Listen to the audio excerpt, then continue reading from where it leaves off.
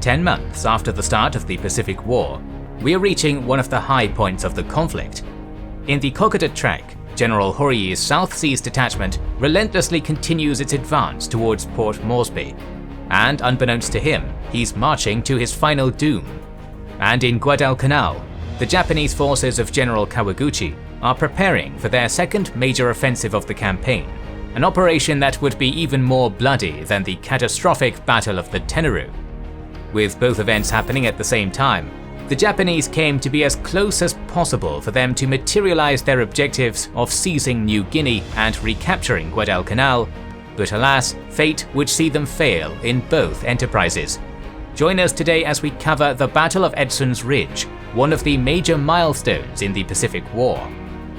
Your continued support allows us to expand our work, and we're so grateful for that. We're always eager to create more videos for you, and we think that you'll enjoy our documentaries on post-World War II history over on the Cold War channel, and our Wizards and Warriors channel, which focuses on the fantasy and sci-fi lore battle documentaries.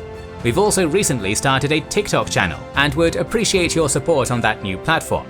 Consider subscribing to all three. The links are in the description and pinned comment. Thanks for being with us.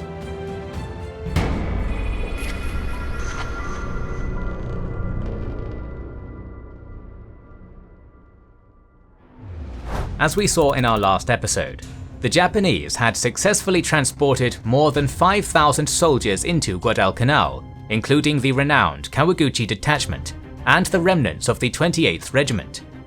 Now, General Kawaguchi was preparing his forces for what he envisioned would be the final offensive to retake Guadalcanal and its key airfield. Just like the Ichiki detachment before him, Kawaguchi had a false estimate about the number of US Marines on the island, so he believed the 6,200 men of his detachment to be more than enough for the task at hand. Despite being outnumbered, the fresh Japanese troops were facing men that were beginning to show the debilitating effects of the short rations and the heavy aerial bombardments. So Kawaguchi had reason to be optimistic. Meanwhile, as the Japanese carried out a massive air buildup at Rabaul, the Marines were not receiving many air reinforcements and replacements, because the Joint Chiefs of Staff were prioritizing operations in Europe over the success of Operation Watchtower. On September 3rd, however, Brigadier General Roy Geiger finally arrived to take command of the Cactus Air Force, bringing his experience with him to provide a more effective defense of the Henderson Field, and one day later, Squadron VF-5 would arrive to reinforce the Marines, with more planes coming on their way. General Vandergrift and his Marines also received some reinforcements for the defense of the airfield perimeter.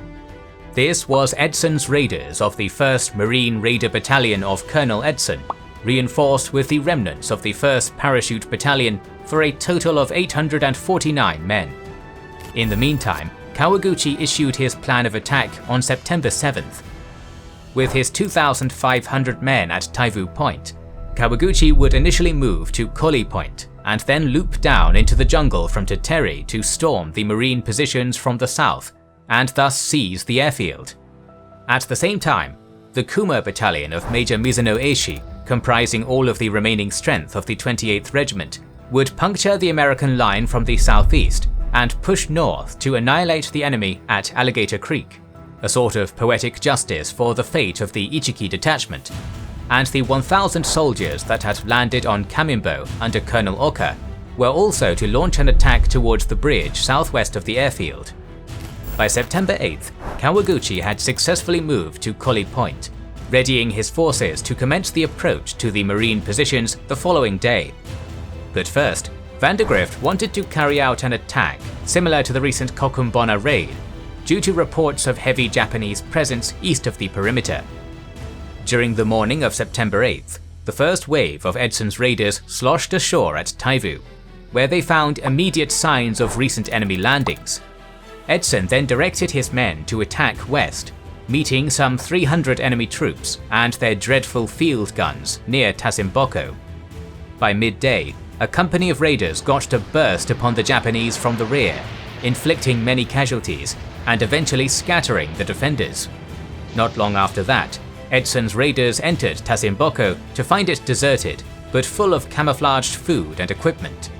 The Americans then took what they could and destroyed the rest, re-embarking back to Lunga by late afternoon, and concluding one of their most successful raids of the war. From Taivu and Tasimboko, Edson didn't only return with captured supplies, he also brought documents about a new force numbering 4,000 Japanese troops that scouts had seen moving south and southwest from Teteri. His verdict about these stories was conclusive. The enemy was coming again. Looking at an aerial photo of the area, Edson believed that the Japanese were going to approach through a broken grassy ridge, barely a mile south of the airfield. This would later be known as Edson's Ridge. In the meantime, Kawaguchi continued his advance westwards, with his forces peeling off into the jungle one by one. Soaked in sweat or bathed in rain, the Japanese found the march very exhausting, and rapidly came to learn that the moisture made the footing treacherous, so they had to be careful on top of relentless. On the other side of the island, Colonel Oka finally made contact with Captain Monzen's 450 Navy troops and 1,200 construction workers on the Mantanikor, which further increased his forces, although he had only managed to round up 650 men from the 1,000 that had landed on the island. Additionally, a battalion of the Alba Detachment landed on Kamimbo on September 11th, because the 17th Army still feared Taivu Point was in the hands of the raiders, though the soldiers of the 4th Regiment would fail to arrive in time to join the attack. During these last few days, Vandergrift would also work to strengthen his right flank along Alligator Creek and southwest of it, and Edson's raiders would amble towards the ridge south of the airfield, digging foxholes and clearing fields of fire with bayonets. At noon on September 11th, the regular Japanese raids over Henderson Field would also unexpectedly target Edson's Ridge. The results were devastating, 14 wounded and 11 dead. But this was indeed the confirmation that an attack was coming at this location. On top of this bad news, Vandergrift received a message from Admiral Gormley informing him that the enemy was amassing overwhelming forces to retake the island, and that the naval support that he could provide was insufficient, leaving the Marines alone to fend off the Japanese offensive. By midday on September 12th, another Japanese air raid wreaked havoc on Henderson Field, while Kawaguchi's forces moved into position for the start of the battle. Yet they would actually arrive late at their assembly areas, and would lose their sense of direction. In front of them, Edson had placed the parachutists on the east side of the ridge, and the raiders to the west, in a series of strongpoints with fields of fire behind a single-strand barbed wire fence. By nightfall, Japanese float planes began to drop flares over the Marine positions, while naval forces bombarded the American perimeter. Kawaguchi's uncoordinated assault then began, with his forces missing the ridge and instead pushing down the east bank of the lagoon to the west, finally striking at Companies B and C of the raiders. Amidst the heavy firefight, the 3rd Battalion of Lieutenant Colonel Watanabe Kosekichi rapidly slashed through 2 platoons in line of Company C, forcing the Marines to fall back to the ridge. But at this point, Kawaguchi had lost control of his forces, his men becoming lost, then scattered, and finally intermingled. At last, he had to call off the attack to reassemble his units for a new effort the following night. As for the Oka unit and the Kuma Battalion, both of them failed to assemble at the right positions in time, still thrashing in the jungle far away from the actual battle. On September 13th, while Kawaguchi prepared for a second night attack, Edson was preparing a surprise for the enemy. He pulled his line back some 200 yards into stronger ground that was unfamiliar for the Japanese. At 18:30, darkness had barely settled over the ridge before the Japanese commenced their attack. The 1st Battalion of Major Kokusho Yukichi moved early and striked at the line of Company B of the raiders, rapidly surrounding it and forcing the defenders to retreat towards the ridge. Yet the tenacious Japanese soldiers were rapidly met with one artillery barrage after another as the invaders began rolling up the ridge. Meanwhile, the 2nd Battalion of Major Tamura Masao began to infiltrate among the positions of Company B of the parachutists, who managed to hold off the enemy with grenades, until Tamura started an intense mortar barrage at 22:30, followed by a strong assault that finally forced Captain Harry Togerson to withdraw behind the knoll known as Hill 123. With the retreat of the parachutists, Tamura then joined the attack on Company B of the raiders, which had no other choice but to pull back to the same high knoll. In the meantime, Watanabe's forces got lost in the jungles, but a company managed to launch an attack against Company C of the parachutists, rapidly infiltrating their positions and forcing them to withdraw as well towards Hill 123. Kokusho also reassembled his men and then surged forward through the swampy lowlands towards the airfield, but in their way they came across a pile of supplies and rations. After pausing to eat, Kokusho's battalion finally continued towards Hill 123. And to the east, the Kuma Battalion also started its attack on the Alligator Creek line, rapidly engaging the 3rd Battalion of the 1st Marines in hand-to-hand combat. Although the Japanese managed to overrun an outpost ahead, they then became entangled in marine wire, finally getting pushed back by Company K in their efforts to infiltrate the airfield. Covered by the shells of the 11th Marines, which caused many casualties on the enemy, Edson's raiders managed to successfully retreat, despite the confusion of the dark and the heavy pressure of Tamura's men. And to the east, Torgerson reorganized his parachutists and launched a counterattack that managed to extend the new defensive line. Waves after waves of Japanese soldiers then started to assault the knoll from the west, moving rapidly at a crouch and yelling Banzai as they charged into the Marines' ring of fire. Edson himself moved to the front lines during the assaults, exhorting his troops and directing the defense. Closing in, the invaders were at last repelled with grenades and machine gun fire, leaving hundreds of corpses on the slopes of the bloody ridge, including that of Kokusho. At this point, Edson's raiders were very exhausted and many were wounded, so Vandegrift sent forward his reserves from the 5th Marines to stiffen the line at about 0400, stopping many attacks before dawn. A company of Tamura's battalion, however, would manage to penetrate the Marine line, reaching the northeastern side of the ridge in a final effort to make a breakthrough.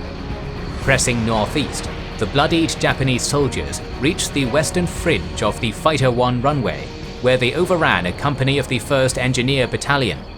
Yet the engineers quickly reorganized and finally stopped the enemy advance, forcing the invaders to wait for reinforcements. With no one coming to help, the Japanese would finally have to pull back south of the ridge. Soon, dawn came, and American aircraft lifted off to harry the Japanese, but the battle was effectively over. Almost 600 Japanese soldiers perished in the attack, but the invaders had been very close in their assault. Kawaguchi was livid about this, for he knew that if Watanabe had joined the assault, they might have been successful. Instead, Kawaguchi now had to retreat deep into the jungle with the survivors of his shattered brigade. On September 15th, General Hyakutake learned of the defeat at the Bloody Ridge and then ordered Kawaguchi to withdraw west towards the Manticore to join Oka's unit. Kawaguchi would then commence his long and arduous march on September 16th, his men being exhausted and gnawed by hunger.